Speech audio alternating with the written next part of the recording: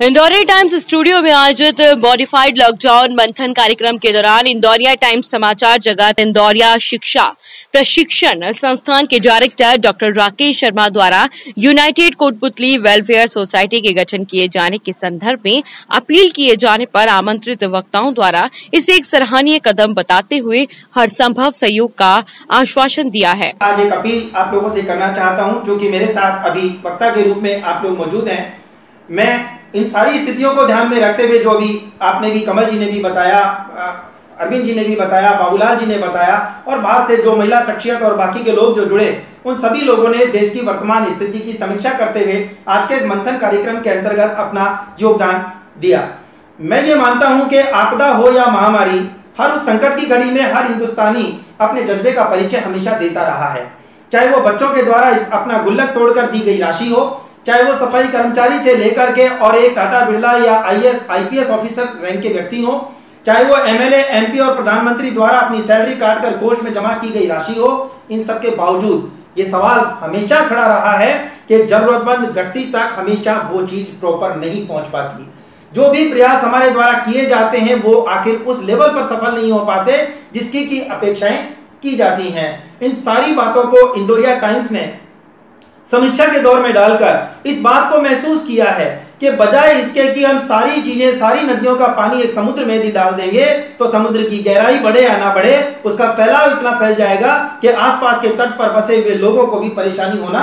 स्वाभाविक हो जाएगा। क्यों ना हम लोग उस यूनिट के रूप में ही अपने अपने पर्टिकुलर क्षेत्र की जिम्मेदारी सुनिश्चित करें। मैं doctor Rakesh Sharma, director Indoria times, Indoria समाचार जगत और इंदौरिया शिक्षण प्रशिक्षण संस्थान की ओर से आप सभी लोगों से यह सुझाव आमंत्रित करता हूं कि यदि हम सभी लोग यूनाइटेड कोटपुतली नाम का एक फंड बनाएं,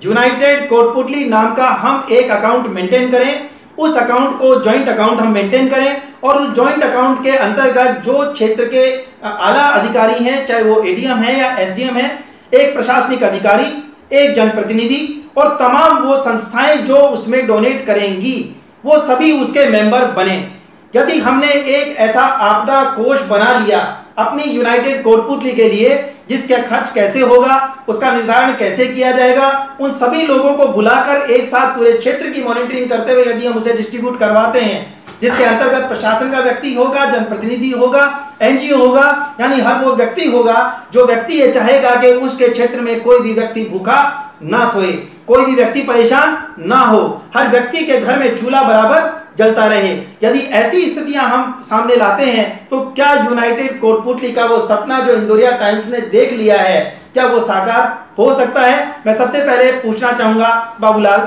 मीना से। राकेश जी, आपने बहुत बड़ा ऑफर दिया है और इस बहुत बड़े ऑफर का मैं स्वागत करते हुए, सहमति जताते हुए अपनी तरफ से इसी में एक बड़ा ऑफर जोड़ता हूं। मेरी हिंदी फिल्म ताबीज द पावर को यदि ऐसा अकाउंट खुलता है तो मैं उस अकाउंट के हवाले करूंगा और उसको YouTube पे आप रिलीज करके उसकी 50% बहुत धन्यवाद। लेकिन मैं ये जानना चाहता हूं, क्या यूनाइटेड कोटपुतली के इस सामूहिक जॉइंट अकाउंट के माध्यम से क्या हम बेहतर सर्विसेज अपने क्षेत्र के लोगों को दे पाएंगे? कोई डाउट ही नहीं है, क्योंकि यहाँ प्रशासनिक अधिकारी उसके हेड होंगे, समाज के कुछ गणमान्य व्यक्ति जिसे समाज चुनेगा वो होंगे और उनकी देखरेख में गलत व्यक्तियों तक कोई चीज पहुंचेगी नहीं। और जो वाजिब व्यक्ति है, जिसको वास्तव में जरूरत है, जैसे अभी श्रीमान ने कहा कि कई लोग ऐसे भी हैं जिनके पास में कई जगह से किट आ रहे हैं और इकट्ठे हो रहे हैं। ये बहुत कई लोग, जैसे सरपंच के चुनाव हमारे यहाँ कई पंचायतों में बाकी थे, तो कई लोग ऐसे भी थे जो चुनावों के लालच में गरीबों को जाकर के वोट के लालच में उन्होंने जाके हेल्प की है। तो एक आदमी उनके पास पहुंच गया, दूसरा कोटपुतली का कोई ये जॉइंट अकाउंट बनाते हैं तो प्रॉपर मॉनिटरिंग ड्राफ्टिंग के जरिए हर उस प्रॉपर व्यक्ति तक वो सामग्री पहुंच जाएगी, वो पहुंच जाएगी और मैं एज ए बैंकर उसमें अकाउंटेंट का रोल अदा करने के लिए तैयार हूं। क्या बात है, हमें एक एम्प्लॉय भी मिल गया है, वो भी निःशुल्क बिना वेतन के। यदि आप इस तरह को मेंटेन करेंगे तो आपकी बहुत मैं करने के लिए तैयार हूं। लॉकडाउन में मैं आमंत्रित करूंगा, भारत विकास परिषद के हमारे बीच में महासचिव मौजूद हैं और आपने भी जो राशन किट बनाई है, संभवतः अपने भारत विकास परिषद के तमाम लोगों को मोटिवेट करते हुए उनकी जो धनराशि थी उन्हें एकत्र करके उसे खाद्य सामग्री में कन्वर्ट किया गया है और उसी के आधार पर आप काम कर रहे हैं। क्या यूनाइटेड कोटपुतली का ये सपना जो हम सब लोग मिलकर देखेंगे, यदि ये कामयाब होता है तो क्या इसके कुछ रिजल्ट अच्छे आएंगे? यदि सामूहिक रूप से निर्णय लिए जाएंगे तो निश्चित रूप से इसका बहुत बड़ा रिजल्ट आएगा और कोटपूतली अपने आप में एक आदर्श नगर के रूप में भारत के अंदर दिखाई देगा। यानी आप महसूस करते हैं कि यूनाइटेड कोटपूतली का एक जॉइंट अकाउंट किसी भी महामारी संकट से उबरने के लिए आज लाजमी है, जरूरत है इसकी। बिल्कुल जरूरत है। निसंदेह यह एक ऐसा अकाउंट होगा जो भारतवर्ष के अंदर पूरा अपना कीर्तिमान स्थापित करेगा। यूनाइटेड कोटपूतली का जो एक मिशन होगा ये अपने आप में एक बिरला होगा और निश्चित रूप से नया कीर्तिमान स्थापित करेगा। आपका बहुत बहुत धन्यवाद। कमल जी, मैं आपसे जानना चाहूंगा, आपने भी लॉयंस क्लब के अंतर्गत, लॉयंस क्लब कहते हैं इंटरनेशनल क्लब है, एक रिच क्लब है, धनाढ़ क्लबों में आपका नाम आता है, और यदि ऐसे क्लब के लोग मिलकर के जिन्होंने हजारों किट अभी तक बांट दी है या मिशन आपका एक कंटिन्यू चालू हो रहा है, यदि कोटपूतली से यूनाइटेड कोटपूतली नाम का कोई ऐसा जॉइंट अकाउंट खोला जाता है जिसका प्रयोग केवल और केवल इस तरह की महामारी, ऐसे संकटों के बीच में ही काम में लिया जाएगा, हर एक व्यक्ति का योगदान उस अकाउंट से जाके जुड़ेगा, मॉनिटरिंग प्रशासन करेगा और वितरण की ड्राफ्टिंग और सारी चीजों की व्यवस्था आप जैसे लोग संभालेंगे, आप क्या कहेंगे? राकेश जी, मेरी इस बात के लिए बहुत ही शानदार कार्य रहेगा। जैसे अभी इटली वाले जो पानी भरा हुआ है, बिल्कुल बिल्कुल इस तरह में प्रशासन का फंड नहीं है और अपन उसकी व्यवस्था नहीं कर पा रहे हैं, तो उसके लिए बहुत ही अच्छा रहेगा कि अपन उस फंड से ऐसी जो आपात स्थितियां हैं उसमें हम काबू पा सके। और मेरे ख्याल से अगर इस तरह अकाउंट खुलता है तो कोटपूतली में जो इंडस्ट्री एरिया है वहाँ जो फंड जो 2% इंडस्ट्री हमारे पास मौजूद है, तो वो फंड उसमें से कुछ परसेंट फिक्स कर दिया जाए, उसमें से आए जो व्यापारी लोग एक निश्चित अमाउंट कई लोग दान करते हैं तो कुछ हिस्सा वो उसमें भी दान करें। एक अपन सिस्टम बना सकते हैं जिसमें फंड उसमें इकट्ठा हो और वो फंड कोटपूतली जनता के लिए काम आएगा। तो अगर आप ऐसा होता है तो बहुत ही नेक कार्य रहेगा। यूनाइटेड कोटपूतली के नाम से जो भी अकाउंट खुले, जो हमारी हेल्प होगी क्लब की होगी, हम उसमें जरूर करेंगे। जैसा आपका बहुत बहुत धन्यवाद। सुझाव अच्छा है, लेकिन जो एनजीओ का कंसेप्ट है उसके अंदर